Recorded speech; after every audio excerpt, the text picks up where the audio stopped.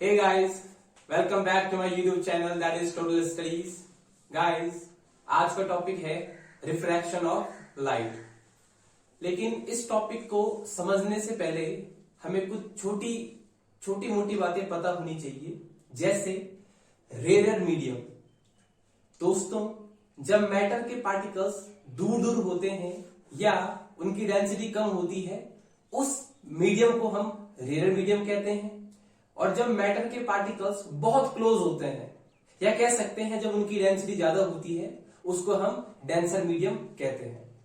जब लाइट रे आती है उसको हम इंसिडेंट रे कहते हैं, और जो लाइट रे रिफ्रैक्टेड होती है दूसरे मीडियम में, उसको हम रिफ्रैक्टेड लाइट रे कहते हैं। नॉर्मल और इंसिडेंट रे के बीच बनने वाला angle of incidence and normal and refracted रे के बीच बनने वाला एंगल ऑफ रिफ्रैक्शन कहलाता है। अब समझते हैं रिफ्रैक्शन ऑफ लाइट किसे कहते हैं।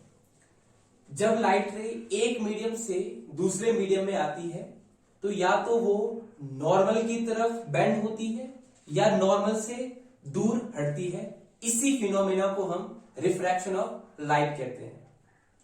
अब चर्चा करते हैं किस केस में वो नॉर्मल की तरफ बेंड होगी और किस केस में वो नॉर्मल से दूर हटेगी।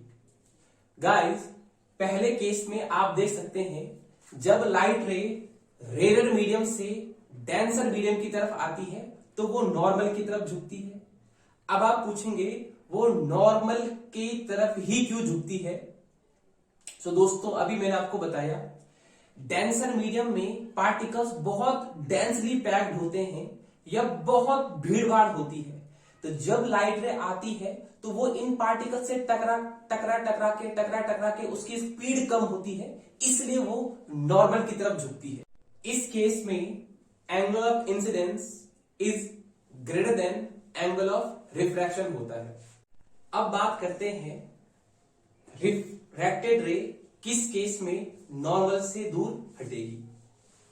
गाइस, जब लाइट रेज डेंसर मीडियम से रेयर मीडियम की तरफ आती है तो डेंसर मीडियम में पहले ही वहां पे पार्टिकल्स की बहुत भीड़ भाड़ है, तो वहां पर पहले ही लाइट की स्पीड बहुत कम होती है। लेकिन जैसे ही वो रेयर मीडियम में आती है, क्योंकि रेयर मीडियम में पार्टिकल्स बहुत दूर दूर होते हैं, तो वो अपनी स्पीड बढ़ा लेती है, इसलिए वो नॉर्मल से दूर हटती है।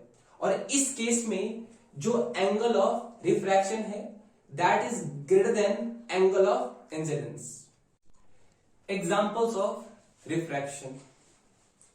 अगर आपके पास एक नींबू है जिसका साइज आप थोड़ा इमेजिनेशन कर लीजिएगा, जब आप उसे पानी के गिलास में रखते हो तो अब नींबू का साइज पहले से बड़ा आपको दिखने लग जाता है। That is just because of refraction.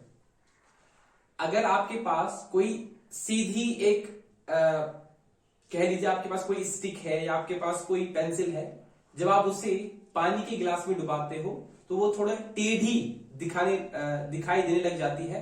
That is an example of refraction. Suppose कर लीजिए आपके पास कोई पानी से भरी टैंक है और उसमें आपका कोई कॉइन गिर गया। टंकी की एक्चुअल जो हाइट है वो लेट्स से 4 मीटर है, लेकिन आपको जो वो कॉइन दिखेगा ना, आपको लगभग वो दिखेगा, मैं सिर्फ लगभग कह रहा हूं, 3.5 मीटर पे। यानी कह सकते हैं कॉइन की जो हाइट होगी ना, वो टंकी की हाइट से आपको कम लगेगी। ये भी आपका एक एग्जाम्पल है रिफ्रैक्शन।